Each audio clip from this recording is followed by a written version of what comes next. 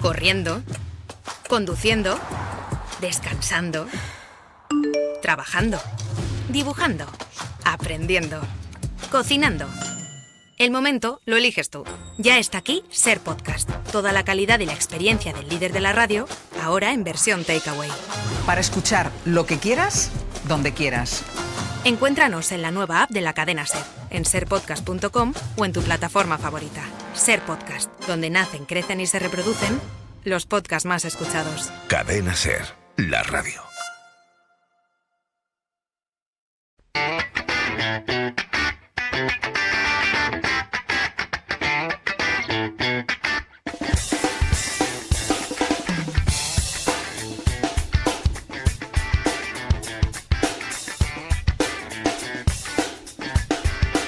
Ser minero.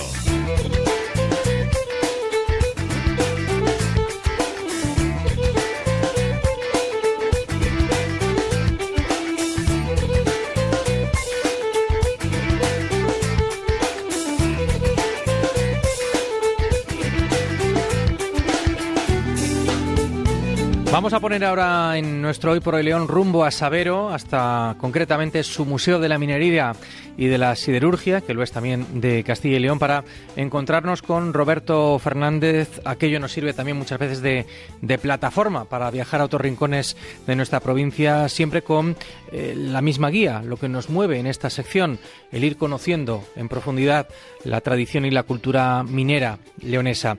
Roberto, un placer. ¿Qué tal? ¿Cómo estás? Hola, buenos días. Pues muy bien. Y como dices tú, pues preparado, ¿no? Para hablar de temas que tengan que ver con minería, que tanto nos importan, ¿no? Uh-huh. Tendiendo puentes con otros rincones de nuestra provincia, y de alguna manera es el caso de hoy, ¿no?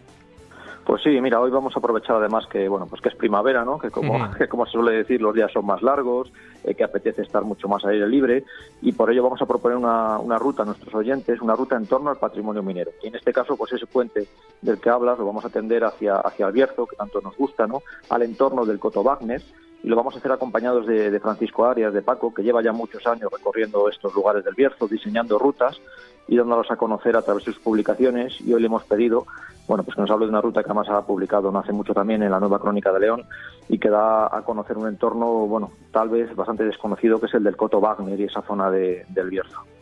Muy bien, Francisco, es un gusto tenerte por aquí. ¿Qué tal? ¿Cómo estás? Muy bien, muchas gracias a los dos por haberme invitado. Bueno, pongámonos en situación, nos pondremos enseguida también a hacer la ruta radiofónicamente hablando, pero estamos hablando de una explotación, ¿no?, con mucha historia, el Coto Wagner. Sí, no cabe duda. La explotación empezó en el año 52 y terminó duró unos 30 años aproximadamente, y explotó unas capas con hierro ferruginoso que se extienden desde Ribadeo en Asturias hasta Astorga, hasta Belmeda. O sea que son un yacimiento de casi 250 kilómetros, donde afloran asociado a una formación geológica que se conoce como la rodilla astúrica, o también el arco siluriano, y en el Bierzo, pues en la zona de Coto Vivaldi y el Coto Wagner, pues hubo una concentración de mineral importante, y ahí se explotó durante esos 30 años. O sea, que en el fondo, ¿no?, y en comparación con otras explotaciones puede parecer no mucho, pero fueron 3 décadas de mucha intensidad y de mucha actividad. No cabe duda. Yo me acuerdo que con 14 años, en los libros de ciencias naturales, cuando estudiamos los yacimientos de hierro más importantes de España, aparecía el Coto Wagner, el Coto Vivaldi y Somorrostro en Vizcaya, y aparecían en los libros de ciencias naturales. Lo estudiábamos como yacimientos más importantes que teníamos en la península ibérica en aquella época. Y bueno, casi solo persiste Somorrostro, el resto pues se han ido ya, durante estos 30 años se dejaron de explotar. Unos nombres, por cierto, Roberto, también creo que ya hemos hablado, ¿no?, en el pasado, y que denotan el gusto y la afición por la música clásica de algunos de los ingenieros responsables, ¿no?, de esas explotaciones, si no me acuerdo mal, ¿no? Es una nota además muy muy curiosa en casi todos los grandes ingenieros de minas de esas épocas, ¿no? El otro día teníamos en el museo, hablábamos con Fernando Cuevas de la figura de otro grande, ¿no? De otro visionario del carbón, de Mariano Zoznavar, y volvía a salir el tema, ¿no? Como era un melómano, como fundó el Orfeón Donostierra, o sea, bueno, es muy curioso, sí. Algún día hablaremos también de mina y música en este sentido. Tanto nombres de músicos como Wagner y Vivaldi, hay que tener en cuenta que debajo de esas explotaciones mineras estaban ingenieros alemanes. Detrás del Coto Vivaldi pues estaba Federico Horniman, y del Coto Wagner estaba Jacobo Jonissen, ¿eh? Entonces, quizás por esa afición a la música de estos germanos, pues se le pusieron esos nombres, pero también están nombres religiosos, como por ejemplo el Coto San José o el Coto San Bernardo.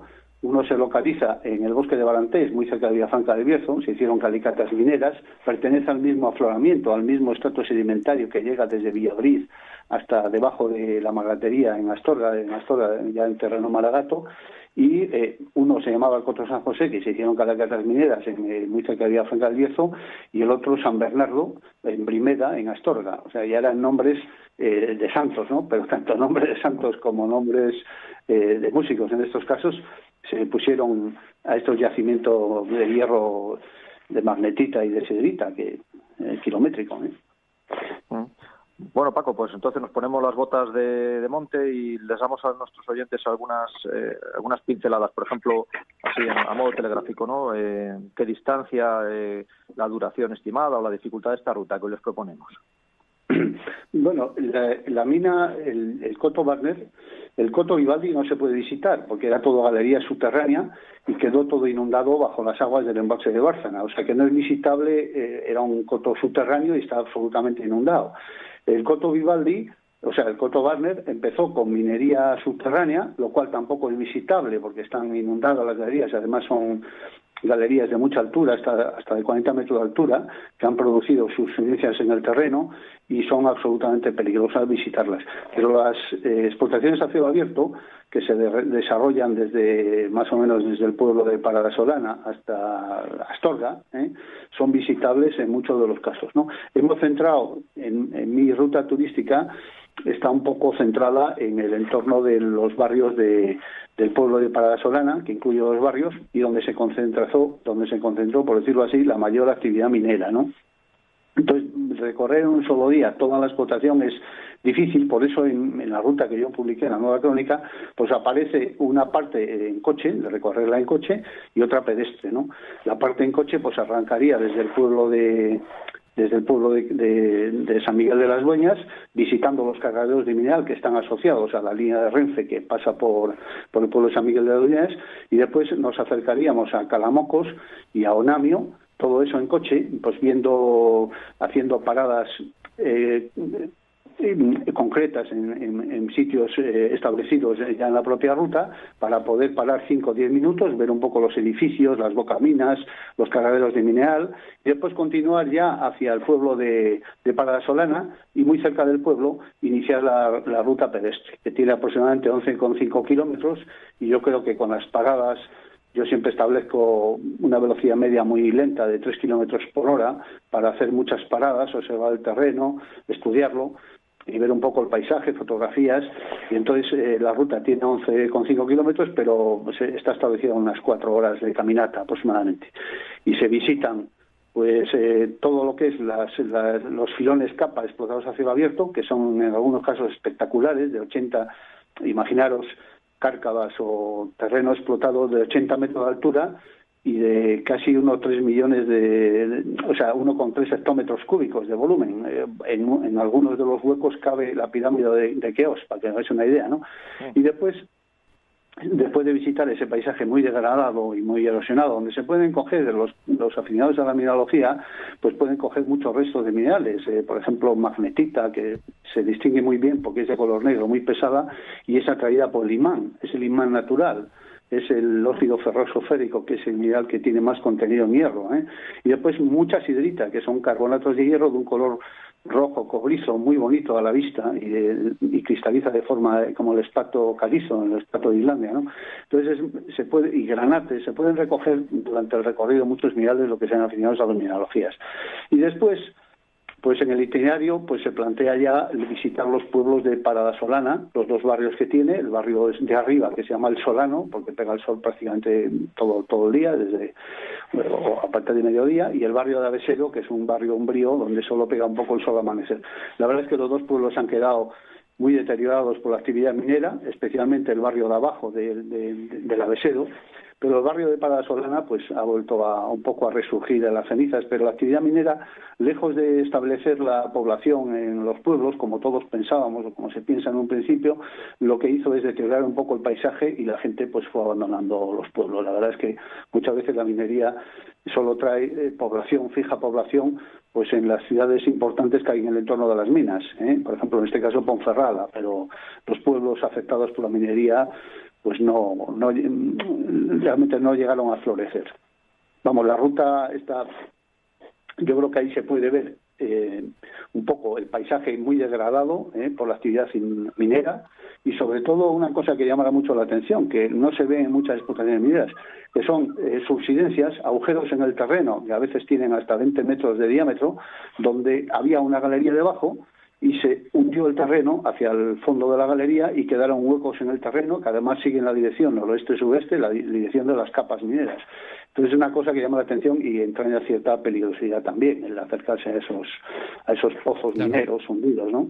Además de este paisaje minero, que ya nos ha hecho una descripción de lo que podemos ver, estos elementos más significativos, en lo que es el entorno natural, ¿por dónde vamos a discurrir? ¿Qué nos vamos a encontrar en cuanto a flora o fauna? Pues mira, hay dos arroyos que cortan la mina, por decirlo así, que desciende del puerto de Foncebadón, que es el arroyo de las Tejeras, y el arroyo de Parada Solana, que son, por decirlo así, arroyos que nacen en el límite del Bierzo con la Magatería. Había unos 10 pueblos que ocupaban estos arroyos y los domos montañosos que los separan, y fueron despoblados prácticamente desde los 60 todos. A pesar de la actividad minera, que le mandaba mano de obra, los pueblos se fueron despoblando, y hay unos 10 pueblos despoblados en el entorno de estos valles. Hablo del arroyo de las Tejeras y Parada Solana. El paisaje que podemos ver es un paisaje de monte bajo, de brezo, y carqueixa, con plantaciones de pino, ya modernas, de pino radiata y otras variedades de pino, y pino gallego, pero que han crecido de manera muy raquítica, porque el terreno es prácticamente rocoso, hay muy poca vegetación, y también en las orlas de los cursos fluviales, orlando los cursos fluviales, o sea, acompañando los bosques de galería de los cursos fluviales, podemos ver unos excelentes bosques de roble. Eso sí, tanto el valle de Parada Solana como el valle de las Tejeras pues conservan unos bosques de roble muy espectaculares y muy bien conservados, además macizos. Prácticamente todo el valle está lleno de roble, que colorizan hasta la superficie, hasta la cumbre montañosa, y ya interceptan con los pilares de repoblación. Y encuentras de todo prácticamente, pues cualquier fauna que puedas encontrar en otro territorio del noreste, con la excepción del oso, aunque está colonizando también estas zonas, como por ejemplo los montes aquilianos. No tardaría mucho en ocupar el oso estas zonas, seguramente, pero encontramos el lobo, el jabalí, la jineta, los animales típicos que podemos encontrar en la vegetación. Sí, está muy degradada por la acción de la actividad minera. Los arroyos han cogido cierta acidez, sobre todo el arroyo de las Tejeras, por todos los sulfuros, por todo el azufre que exuda, por decirlo así, la mineración del Cotobaner, y de alguna manera ha contaminado ligeramente el arroyo, pero no lo suficiente como para que no tenga vida piscícola. Una historia que nos suena de otros rincones de León, y que bueno, pues tiene sus contras, aunque también tiene algún que otro pro. Lo que sí que son todo ventajas es hacer la ruta en esta época del año, ¿no? Primavera, con una naturaleza que empieza a mostrarse en su máximo esplendor, y además actividad al aire libre, que tanto nos gusta y tan conveniente es en estos tiempos de pandemia. Oye, Francisco Ferrero, ha sido un placer charlar contigo, y que nos hayas pormenorizado, ¿no?, los detalles de esta ruta, y también lo hayas aderezado con la historia que tiene esta explotación minera, el Coto Wagner. Muchas gracias. Hay mucho que contar sobre esta explotación, pero bueno, en este tiempo tampoco se ha podido ser muy exiguo, pero bueno, hay un trabajo de de un autor que a mí me sirvió para documentar esta ruta, que se llama Carlos Menéndez, que escribió un artículo que se titula Breve aportación a la historia de la minería del Coto Wagner, de la minera de Ponferrada. Y después también en los pueblos hay vecinos, la mayoría de los vecinos todavía trabajaron, tanto de Onamio como de Parasolana, trabajaron en el Coto Wagner y son una fuente inagotable. Yo por eso aconsejo que en las rutas que la gente habla no solo del paisaje, sino que contacte con el paisanaje, con la gente de los pueblos y pregunte, está deseando hablar y comentar cosas y se aprende mucho, es una fuente de conocimiento muy amplia, la gente de los pueblos. Un aliciente adicional para hacer esta ruta por el Coto Wagner. Francisco Ferrero, muchísimas gracias. También gracias a Roberto Fernández, un fuerte abrazo y hasta el lunes que viene. Hasta el próximo lunes, gracias.